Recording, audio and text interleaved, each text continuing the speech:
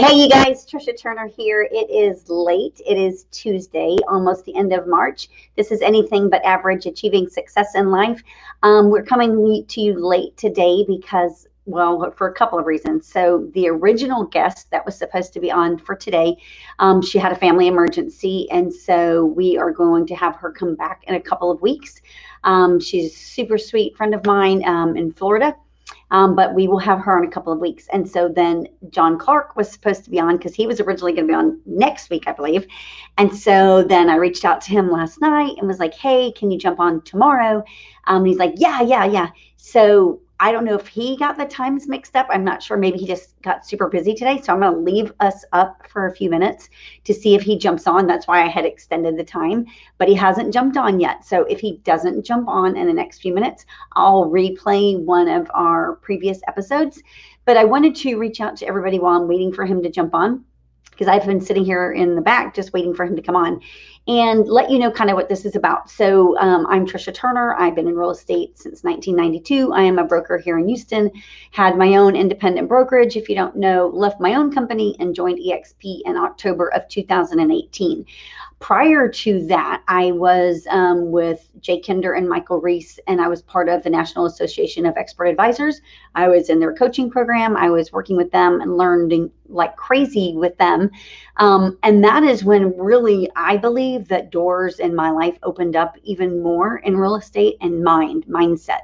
Not just even real estate, just mindset. Because when you get around people that want to do more and be all that they can be, you can't help but want to do the same thing. It's infectious if you have that kind of mindset and that mentality.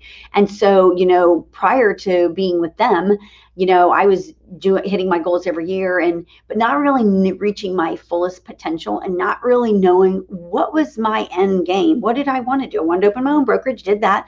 And, want to hit a certain sales volume, hit a certain income level, did that. And so it was like, where was the next thing? I always had thoughts and visions, but really like, what was the plan? How was that going to turn out? And when you're doing things by yourself, oftentimes it's harder. It is a whole lot harder. It's harder to figure things out. It's harder to get guidance when you're by yourself. It's harder to put all the magic pieces together. I read a book called Rocket Fuel. If you've never read the book, I would highly encourage every one of you to read the book. It's probably one of my favorite books. It is one of my favorite books. In the book, it talks about a visionary. I am definitely a visionary. It describes a visionary to the T, describes me to the T. And when I read that book, it was like a big awakening of, wow, no wonder, it's hard. I struggle with certain things at certain times because I'm not good at that. That's not my strengths. I'm never going to be good at that. And when you know what your strengths and your weaknesses are, you can do so much more, because then you can search for people that are strong where you're weak, and you can collaborate and you can grow and build. And that's how wealth is created. And that's how fortunes are built and empires are built. And so when I first met Jay and Mike, of course, that was in 2017, beginning of 2017. And so they changed my life exponentially, of course, because it opened up doors to thoughts I'd never even had, or I didn't know that I had, and opened it up doors to people in their lives and people in their world that I didn't know, that were doing way more transactions than I was, and building these massive empires and building these teams and living this abundant life. And it was like, I want that. And so just that kind of like awakening was like being reborn, honestly, because it was so invigorating and so energizing. And it just put me on this path of trying to be the best version of me that I possibly can. And then along that path, of course, helping as many agents as I possibly can, my family, everything, because at the end of the day, I am a Pisces. And if you follow zodiac signs and how their characteristics go, the Pisces sign traditionally will carry the weight of the world on their own shoulders in order for everyone else to have a better life. I've been that way my entire life. I call myself an enabler. And so for me, being able to be aligned with people that maybe aren't enablers, that are like pushing me to do more, be more, try this. Why didn't you do this? Why'd you do that? Maybe you should try it this way. That has helped me exponentially. And then when I joined EXP, that, I'm not kidding, was the biggest game changer in my business career ever in my life. And one of the best decisions hands down in my life, because A, it opened my mind to doing podcasts. And what's the goal with a podcast? Well, everybody's got different goals. What is my goal? My goal, number one, is here's why I created like this brokerage that I left and then joined EXP, was because in 2008, there was a mortgage industry crash. I also went through a divorce. That was when I was moving. I was going through a divorce, mortgage industry crash. Things were super hard in my life. Had 3 kids. They were young. 8, 9, and 10 were super hard. Stopped being a lender in 2010, went straight back into real estate sales and worked for every big box company out there. And you know what? None of them were ever like, hey, why don't you try this? Hey, why don't you join our team? Hey, why don't you do this? Everybody was always like, oh, I'm only going to show you a little bit. I'm not going to show you what it really takes to be successful and live an abundant life. Not until I got with Jay and Mike did I experience that. And that was like, man, amazing, like head blown. And then when I switched over to EXP, of course, then that was even crazier, because then it was like I got experience with all these people that were doing the same things, wanting to do the same thing on the same mission. Here comes John. So I'm going to bring John on right now. I am so embarrassed. I'm so in a different time zone here, and I was caught up. I've contracted in here. I'm so sorry. It's okay. I was just explaining to them like why I was doing this podcast. And it's like, you know, EXP has changed my life forever. And prior to even starting this podcast, it was like, we need to like help more people out there, because the real estate industry is hard. And if you're not surrounded with the right people doing the right things in the right order, it's going to get even harder, y'all. And so us together, like John is with EXP too, we're in 2 different, clearly, time zones. I'm so sorry. But we're on the same mission, and that's to help our agents, that's to help our family, and that's for everyone to grow and live an abundant life. Hi, John. How are you doing today? I'm great. How are you? Oh, I am well. I'm thoroughly embarrassed. So I messaged you back right when I saw, are you ready? And I'm like, wait a minute. I swear it was at 12. And I'm so sorry. I'm just backwards. Don't worry. It's 12 for you guys. That's for sure. It is. Don't worry. And please forgive the madness here. I'm actually completely restoring my condo. So we're painting and carpeting and everything. So that's why everything looks like it's in shambles here. And I've got the Stanley Steamer guy coming anytime too. So yeah, but I wanted to make sure I got on here, and you were absolutely right. I mean, that's the reason why I kind of aligned myself with EXP was initially was with a person, Mike Wall, actually, and he just happened to be with EXP, to be honest with you. I did my research on brokerages. I'd been shredding for them for 10 years, all the ones in Dayton, all the big ones forever. And I had never heard of this one. So, but I followed a person, not a brokerage.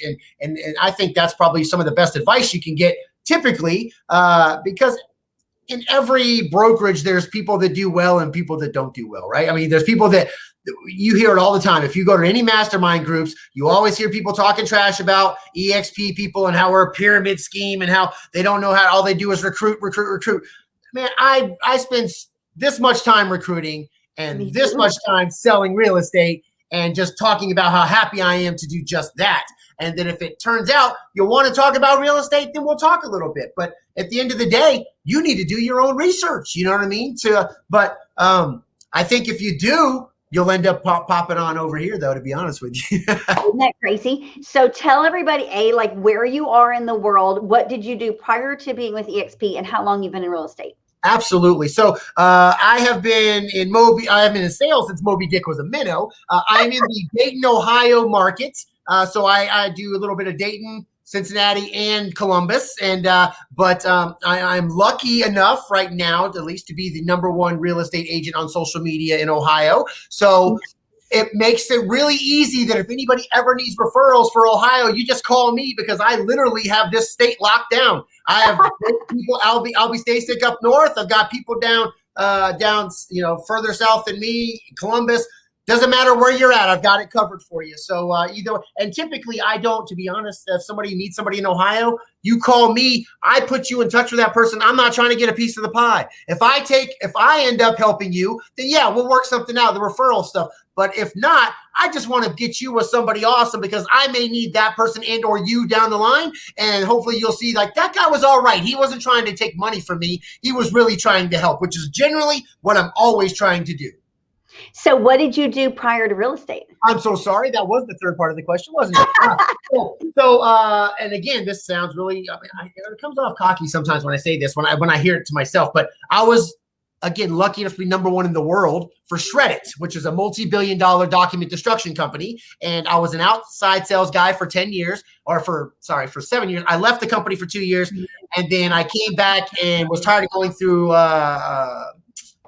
cars, brand new cars, just from driving all crazy stuff. And I figure, man, I'm driving with one knee and I'm texting and I'm calling, I'm setting appointments, I'm running stuff, and I'm doing good, but I'm going through all these cars. I'm like, man, just imagine if I was inside, they wanted an inside sales guy with 2 screens right here. I've got operations over here, billing over here, the manager here. I'm like, dude, you just made me a ninja. I mean, that's like giving an assassin like some kind of crazy gun that nobody else has. I'm like, so they put me into this spot. I called the top 10 people in the world and said, what are you doing to be the top 10? Because I'm coming for you this year. And funny enough, and it was a nice way. It was more like I just wanted to get the secret sauce, right? And funny enough, all of them said the same damn thing. Make more phone calls. Like, no shit. Really, make more. I'm in sales, since birth. And so, but you want me to just make more activity. I know this one already. I wanted some secret stuff. So they didn't really give me too much love. So then that end of that year, I ended with 197% of my goal. Number two in company was 131%. So obviously we smoked that person, which was pretty lovely, because those top 10 people then now called me the next year. What did you do last year? And unlike them, I am a person who when I've tried to help somebody else shine, it's never dimmed my light. I want you to do better I want you to do so good that you make me raise my game. So I don't have competition. I never have. I don't look at people the same way. A lot of people look at like Keller Williams or another guy agent in your room. Nobody's my competition. There's literally nobody that can do what I do, period. I'm a military brat that's builds rapport like this. You either can't handle the energy or you can. That's usually where we either have the disconnect, but it's not a matter of whether or not I respect you or work hard for you. I'm on a mission. I'm on a mission to get you exactly what you want, and I'm not on a mission to spend more than what you need to spend. I want everything to be right in the world for your family at the end of the transaction. So, I came from a corporate sales background, which was hardcore. You are a number. You're not a person. And unfortunately, when I was lucky enough to hit that position for those 2 years, my second year, I was 267% of my goal, made my boss, my sales manager, and my branch #1 in the world, in Dayton, Ohio, funny enough, which is crazy because we were never on the map before that. It was just because I found a way to get us out of the sea of sameness, but I also had a ridiculously good team. It's not, I can sell all day long, but if it doesn't get service, I'm nothing. So these boys, believe me, these people are the reason why I was who I was, why I was able to get to the place I was. And the same thing, that's one of the reasons why I like EXP. So I used to bring people on. It never did anything for me. I always loved training people just to see how, see people go from, being timid to being a badass sales guy. Like that to me fires me up. I'm a process guy. I like the fact that you and I are going for the same thing and I get it. That to me is the win. The check is secondary. Don't get me wrong. I love money and I'd like to have a lot more of it. Yes. But that's not why I work, and that's not what motivates me. And so I think having that mindset I try to come from a place of abundance, and I think that has helped me in the long run with gaining rapport with awesome people like you and other people from the Honey Badger group across this great country that have interviewed and asked, well, what the hell are you doing, John? You're out there crazy doing this weird stuff. I'm not like there's a lot of guys or a lot of people that we work with, you included, very professional. There's a different vibe, right? We all do the same thing.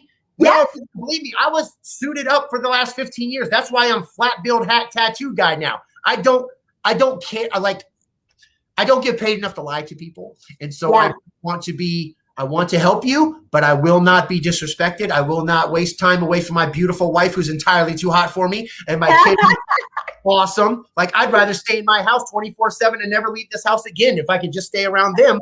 I'm serious. That's how cool they are. But that's so cool.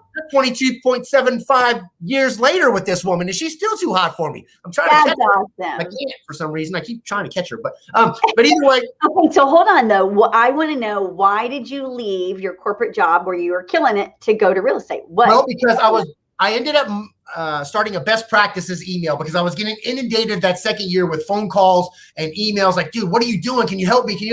So I love to answer those calls, but I also have to continue to do my job or I'll be shit canned, excuse my French, and be out the door. So I started the best practices email. And so because I literally research sales. I was in the office every an hour or two before stuff starts anyway, just because I'm an idiot. And I research stuff all day long, different sales practices, different things to try to give me a little edge, right? I'm 48 years old. And this was, oh God, like 7 years ago, I was like, social media is hot and heavy, right? I've been into it a little bit with Facebook and stuff as a comedy guy, right? I'm a funny dude comedy guy with everybody.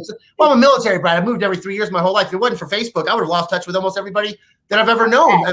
I try to keep in touch with letters, but that only lasts for so long. And then one of us ends up not talking, and it just sucks. So Facebook has been awesome for me to reconnect with just about everybody I've ever wanted to. And I noticed this social media thing that instead of making phone calls, I'm doing 100 real calls a day at Shreddit. You know what I mean? Like, and then people say no, and you got to objection hit, go overcome objections and keep it going and get the sale. It's not like this job. This job is, I was dealing with CEOs and CFOs and people like that. This is weekend warriors in a lot of areas. Don't get me wrong. There's, I would say 60% of the people doing this job are just kind of out there. They're not doing the job, and they're the ones making us look kind of bad sometimes. And so I don't know. I was when I was mentoring 140 people, right? Because I was doing that best practices. I was helping everybody. I was getting calls from sales managers and from different GMs saying, "Hey, would you help train my outside people?" Because what I taught myself and what I was learning for myself and what I was trying to convey to everybody else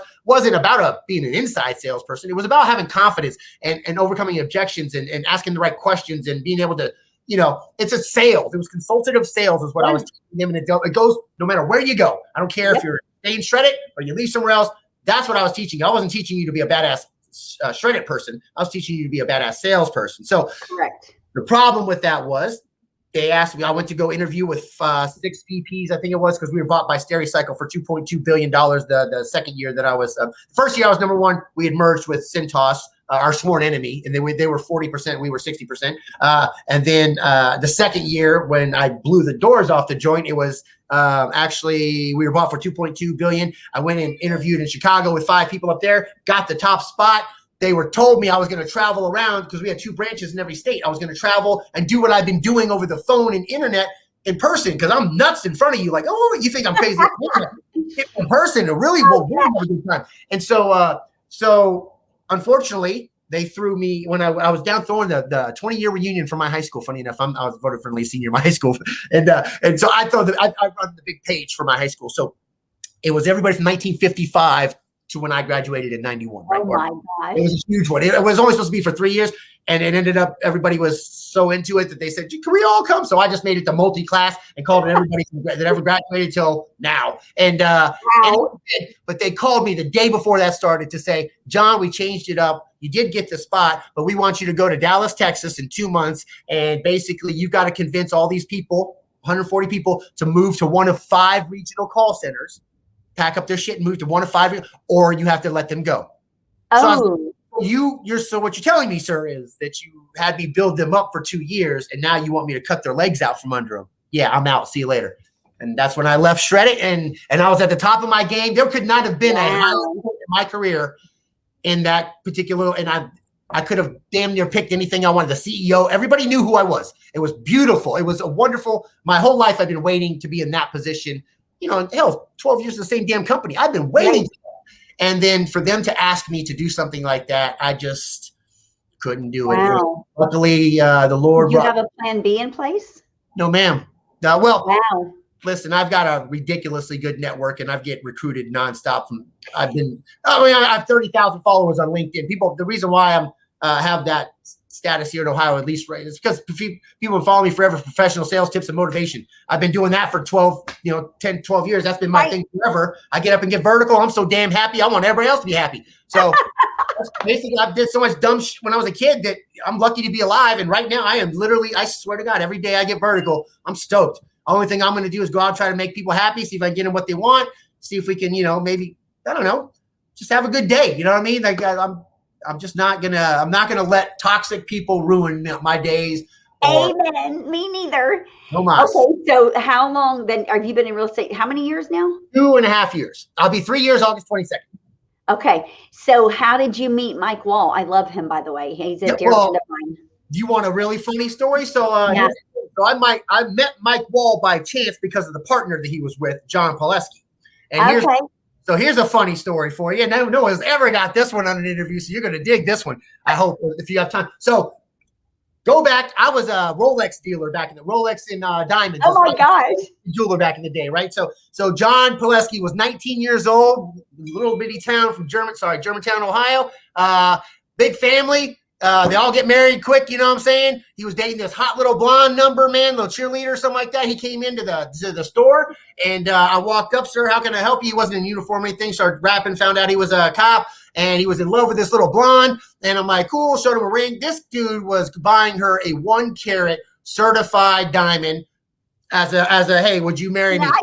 Now listen, I went to go work at this joint to ask this hot chick I'm with right now to marry me because I get a fat discount, and she still wasn't getting a 1 carat solitaire because diamonds shrink on you women over time for some reason. First, oh God, carat's fine, I'll never do that again. Then it's 1.5 would be fine. You know what I mean? Like they shrink, so you got to give yourself some love. But anyway, she had a really nice ring. Don't get me wrong. But either way. So he came in, and later he brought her in. I put it off to the side. He brought her in a week later. Now, this time he's in uniform with gun. And he brings her in. She's this cute little blonde. And I pull out the ring and I show it to her. Now, this thing is gorgeous, man. I am not going to lie. The first words out of this girl's mouth, that's it? Oh.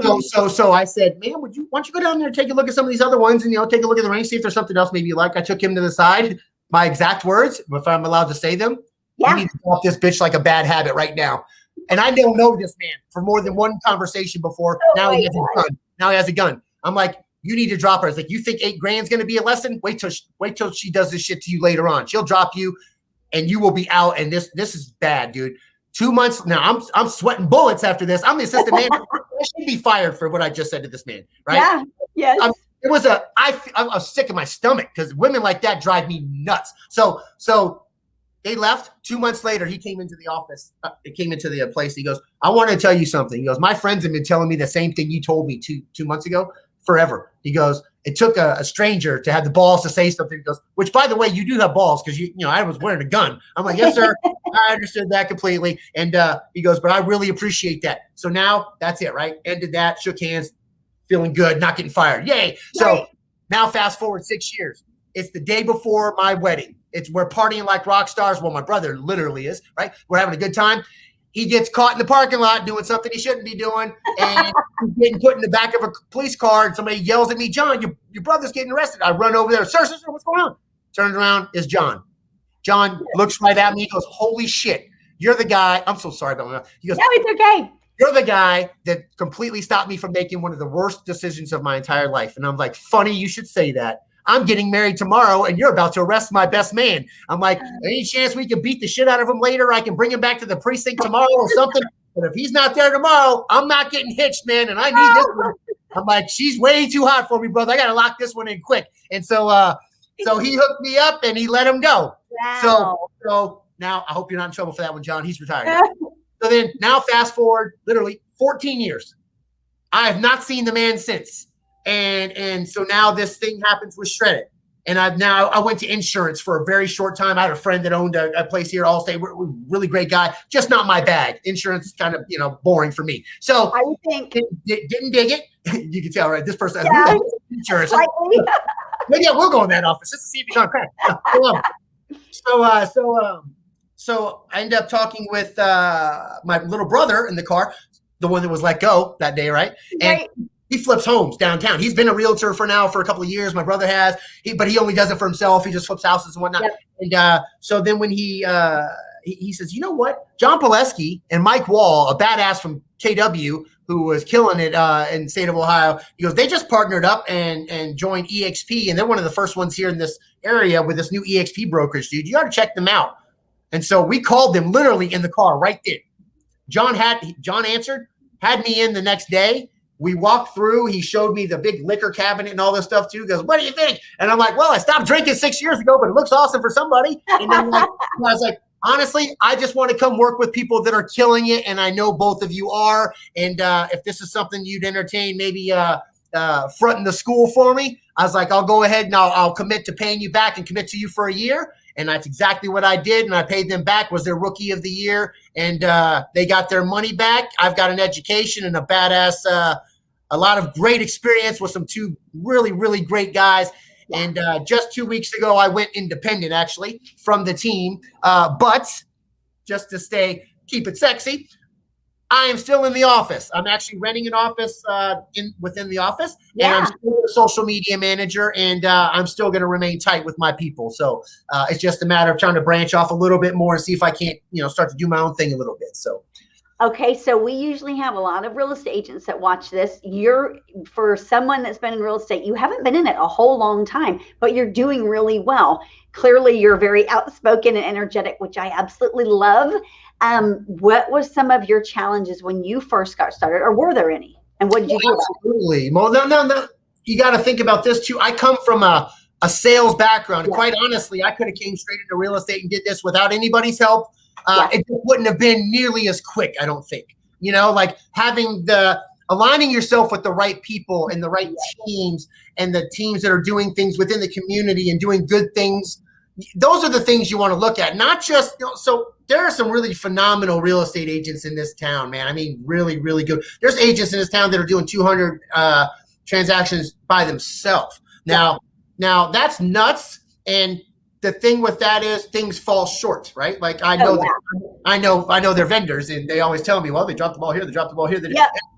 I never get that, but I'm not nearly as busy as them, nor do I have that. I mean, that's why I don't have that problem yet. I'm sure I could possibly be the same guy if that happens later on. But it's just nice to have, like, even if the thing with the Level High Living team specifically was, it is like an agent's academy.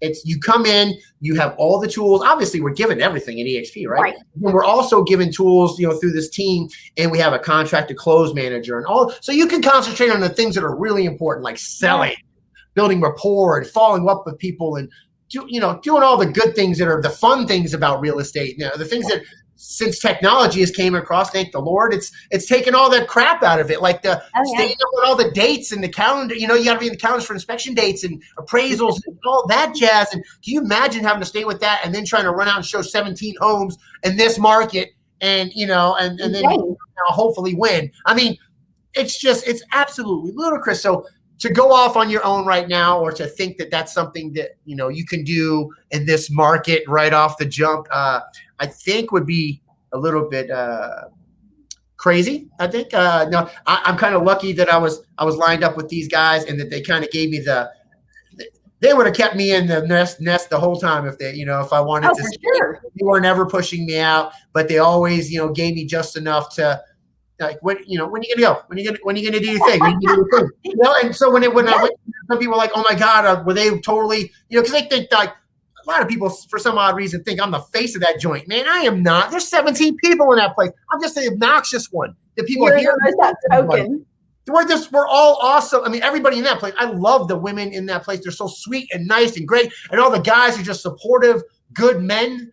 Good husbands, good fathers, it's just a really cool, good place to be. And that's why it also makes it very difficult for me to just take off and leave the building completely. I mean, I'm by myself, but I just like being around good people. And it's synergistic. You have that, it's like you need that, especially with COVID. I know they're up north with you guys. You got shut down a lot more than we did here in Houston, but here in Texas, we're the rebels. We're 100% now. We don't have to wear masks, even though people do enforce it in some places. But it's like you guys really had it there. And so for me, I think with anybody in real estate, I think there's so much weight with synergy. We're not supposed to be cooped up by ourselves in our houses and in some little office. We need to be together. There's camaraderie, period.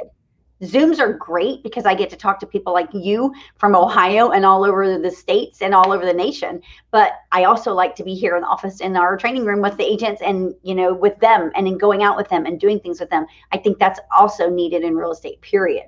Well, of course. I mean, think about it. When you're on site with somebody, you can also pick up on vibes, like if something's going on with their family or something, right? Or maybe you can reach out and help them there as well. This is not, my team is a lot like a family, man. I mean, they'll drop everything to come help you do stuff. You know what I mean? It's not to be real estate related. People are just there for you. And it's, Loyalty is everything to me and always has been. And it's really cool to be part of a team that feels as strongly about that as I do. So, So and brokerage.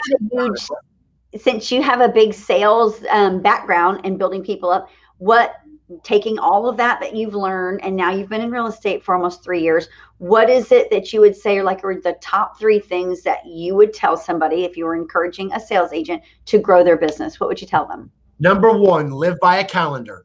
150%, because when I was a corporate guy, I had to be there 8 to 5, done, period. You had lunch in an hour, then robot, do your thing and you're out, right? So I did, of course, come in a little bit early because I'm an idiot. But other than that, that's number 1. Live by a calendar. Set your times for prospecting. Set your times for social media, okay? Because that's number 2. Number 2 is make sure you're on social media everywhere. And here's the thing. I don't know if you can tell, but I don't have a great smile, right? Like, I'm just a funny looking bastard. I make people laugh a lot, but I'm not the guy when you walk in the bar like, oh my God, Jesus, got to have that guy. That's not the guy we're looking at. But I don't care. I don't care. No, you should not either. When you're online, I promise you, as people are scrolling, they'll look and see my funny ass do some kind of video, my cracked out birthday video, right? And they're like, oh my God, that's nutty. Oh my God, look how ugly that ass is. And then 2 seconds later, they're like, oh my God, there's that really pretty chick, Tricia Turner, talking about real estate. They don't even know who the hell I am anymore. They forget. We are so self-involved that we think that people give a shit about it. They don't. They really don't. You do a video and say, listen, what are the 3 most important things about looking for her first time? The first 3 things first time home buyer should do, right? Get pre-approved, find a great realtor, blah blah blah. Do things like that. People like that shit. I mean, I don't care what anybody says. There are people that can handle this, and there are people that damn sure want to stay as far away from this as possible. There are people that look at you and think, oh my God, she's really cool. She looks like a sweetheart. I'd love to work with her. There's some people like, oh my God, she looks like she's too well put together. I think I would feel bad being around her. I mean, and I'm not saying that mean. I got you. I mean, they judge themselves based on somebody else's look. Like, I'm not worthy enough to talk to that real estate agent. A real estate agent? Just because the guy got a suit on and sells houses? Right. You probably make more than that bastard. You know what I mean? Right. Like, but you're worried about what he thinks about you. No, you hire them. You hire the real estate agent. So hire someone that you like. So number 1, show yourself online, right? Like, well, no, I'm sorry. Number 1 was obviously your calendar. Your calendar. Number 2 was be yourself online. Show some love, show your wins. And here's a good way to do that too. By the way, you can turn a new listing or a new sale into a new buy into 5 or 6 different posts. Okay. It can be, hey, here's the house coming soon. And then, just listed, right? Oh, under contract. Oh, and then, and then it's closed with the cool ass chick that I just did the thing with Tricia. That was on the other side of the table. Oh, there's one with my clients. Oh, one with the closer. Oh, there's even a badass lender that I like. Oop, there's one with him too. There's 7 of them right there. That right there, as you post them every couple days or something like that, or put what your first sale, you can break them up like that. And I swear to God, that's what I did. It's people like this. I hate fake it till you make it. That's horse shit. I hate that saying. It's so stupid, but sort of is what that is. You're making it look like you're busier than you are, right? Okay, so where would you post everything? Personal page, Facebook page, Instagram, where you at? With the way the algorithms work and the way that the best way to make this business work is you have to post everything, at least your wins for sure, on your business page, and then you share that to your personal page. And the reason why is Facebook doesn't give a shit about your business page at all unless you spend money with them. They will not show it to anybody. So when you share it, you are now sharing it with your sphere of influence. When your sphere shares it, now they're sharing your business with their sphere. That's how you're getting back there. So you have to do that. But you can't just show business stuff because, as you know, like, you don't want to have, nobody wants to look at somebody's stuff and be like, oh, great. This guy's just, all they do is post friggin' houses. I put on there funny memes, right? Like real estate memes that make everybody laugh. I put on stuff about my family because I want people to know that I'm a dedicated husband and father and teammate and soccer coach and whatever. You know what I mean? Yes, somewhat. want to at least think that, especially if you see these kind of interviews, you want to at least know he's actually halfway normal. There's a normal chick that married me. She's not attractive like me. So, and I don't even drink coffee. That's what's funny. I don't do, this is just normal. It's weird. This is normal. Yeah. It's really weird. Cool as crap. Yeah. I can't even say it's caffeine. So that's number 2. Sort of. But hold on that. So are you putting stuff on Instagram too? Ma'am, I put it on every single, I'm literally on every single platform. So every morning when I post, like at 4 a.m. when I post, I don't know if you see, I post something every morning about 3:34-ish, depending on when I wake up. That's that says good morning, early risers. And it's some kind of motivating thing every time. Well, I post that on there and then I post it on LinkedIn. I have it on my business page. I have it on Instagram. It goes to Twitter. It goes to Snapchat, and then it goes to YouTube. It was going to Google until recently. Something happened weird with my profile, so now I got to get in Google. But hey, are you using TikTok? Yes, ma'am. I'm just not doing it as if. Funny enough, I just gave my kid $50 last week, and I told him he owes me a TikTok lesson because I see all these agents doing these funky videos and pointing and having the words and shit. That's the only thing I'm not doing right now. So when I do it. Oh man, my Stanley Steamer dude is here. This is terrible. Oh, that's okay. We'll cut off in a second. Oh, we have to cut off in a second anyway. Give us number 3. And number 3 to be successful is be grateful. So one thing that I've done that's really, really helped me a lot is I always say, hey, when you post your thing, Tricia, that says, hey, congratulations to my buyers. We just it was 47 offers, blah, blah, blah, and we won. I always say, congratulations, phenomenal job, great work for you and your client. To every single agent that I see, because one day they're going to be the listing agent that you want them to remember you versus the other 19 people throwing offers at them. And if you're a person that communicates well, says please and thank you, and follows up really well, I promise you that will be a deciding factor, especially in this market. Yep. I love that. That was a great way to end. Hey, John, for anybody that wants some motivational stuff or to learn more about you, where can they find you? You can find me everywhere at youragentjohnclark.com. Literally, that's LinkedIn, everywhere. Twitter's the only one that's Your Agent J Clark. But other than that, the rest of them are Your Agent John Clark. You can find me anywhere you want if you're feeling you're feeling crazy. I love this. Thank you so much for jumping on today. See, I knew you would get on. I was like, I'm so sorry I'm late, though. I'm so sorry. I owe you for that one. I really apologize. No, it's all good. I can get on and talk at any time because I have such great news to share anyway, because all our lives are so blessed because this company that we're all part of. I wouldn't know you if it wasn't for EXP. Amen, sister. I so appreciate you. Thank you so much for having me on. I appreciate you. Thanks. You guys have a great day. You too. Bye-bye. Bye.